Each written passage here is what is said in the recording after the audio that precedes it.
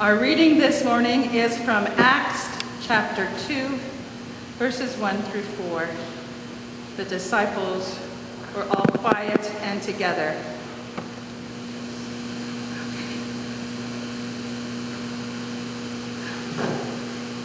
Sorry. The disciples were quiet and together in the upper room. And this is what Luke writes.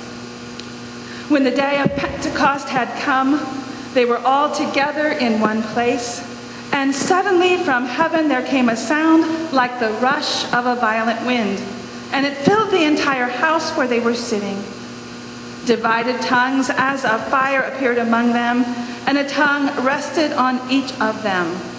All of them were filled with the Holy Spirit, and they began to speak in other languages as the Spirit gave them the ability. This is the breath of God for the still breathing people of God. Have your seats.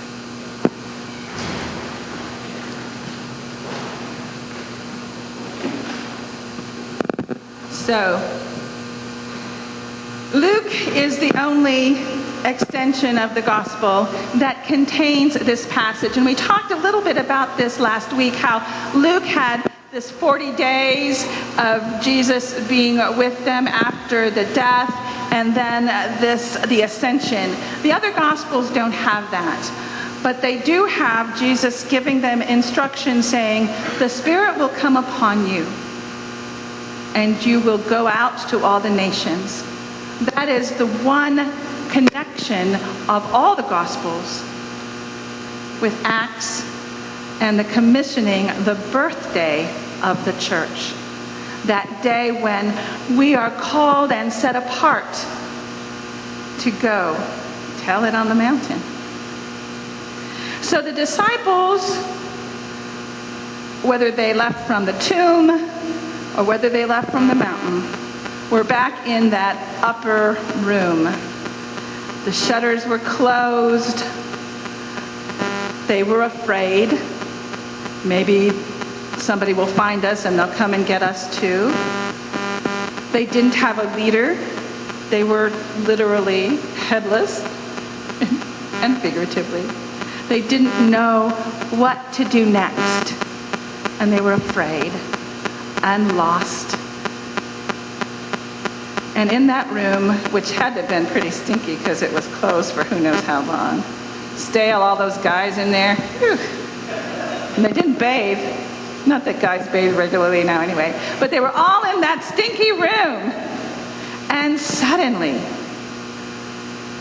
as has happened literally to so many folk in Oklahoma recently, the wind blew through that room. The shutters flew open, the doors flew open. And it seemed like with that wind came fire that was on each of them. That's what it was like. And Reed did ask that good question. So did they all blow away and burn up? No. Kind of like with the burning bush. They weren't consumed in body, but they did get burned in the spirit. They felt their hearts strangely warmed. And that's our symbol, by the way. The Methodist, cross, flame, Pentecost. A church inflamed. Now, the disciples, when that happened, they could not help but be forced outside.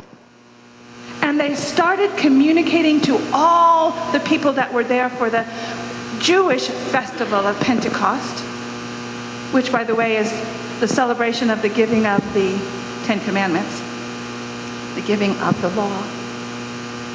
And on this day, to celebrate the giving of the law, they came out with a new law to share. And the law they had to share was love one another the way Jesus loved. And they were able to communicate that to every single person who was in their midst. Amazing. Amazing. And we can get caught up in the literalness of that. And there are commentators who talk about it being a reversal of the Tower of Babel, where at the Tower of Babel, everybody was too sure of themselves, and so they scattered them. And this was God saying, enough, we need to pull them together. But what's important to me in this passage is that where they had been too afraid to leave their very safe place, and it was a holy place because that's where they had celebrated that Last Supper with Jesus. That's where they had spent their last time.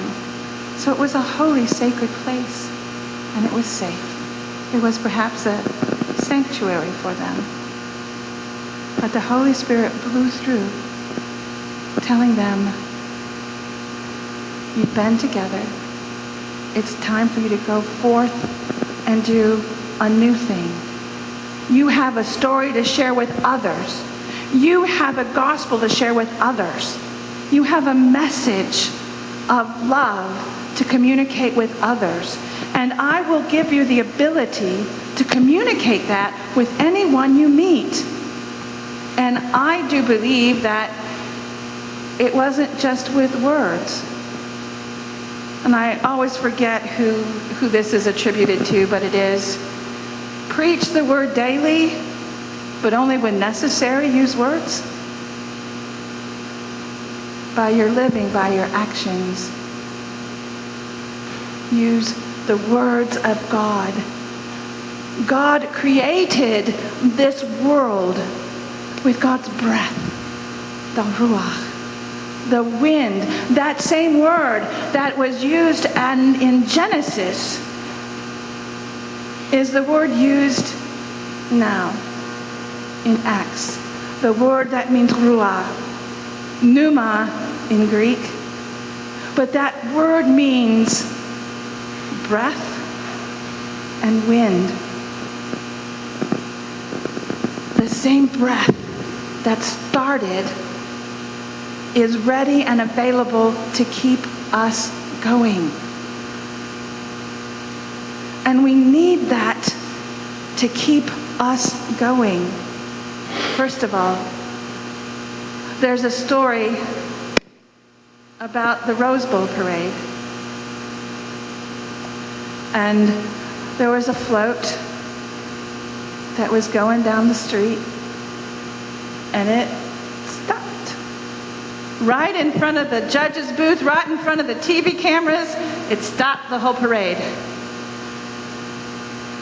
And a little golf cart came carrying mechanics, went underneath and inside, and they were working and they were working, and they couldn't get it going, they couldn't get it going. And then finally someone darted out and came back with a gas can, filled up the tank, and off it went. Now, the very special irony of that, it was because this float was sponsored by Exxon. Our very symbol is the symbol of the Holy Spirit. While we may be done here in this safe, sacred sanctuary, the Holy Spirit is blowing something strong and inflaming and exciting new through the bricks, literally, through this building, through us, driving us out the door to join with another group to tell the message fresh and new. It would have been such a waste if that wind had blown through that upper room and the guy's gone, wow, that was cool. Let's get those doors and windows shut again. We certainly wouldn't be here. Nor the testimony of the 108 years that have gone before us. Beloved, the wind is blowing through and filling us will we go forth and speak? As we go in prayer, let us ask the Spirit to guide our footsteps so that we will. Let us be in prayer.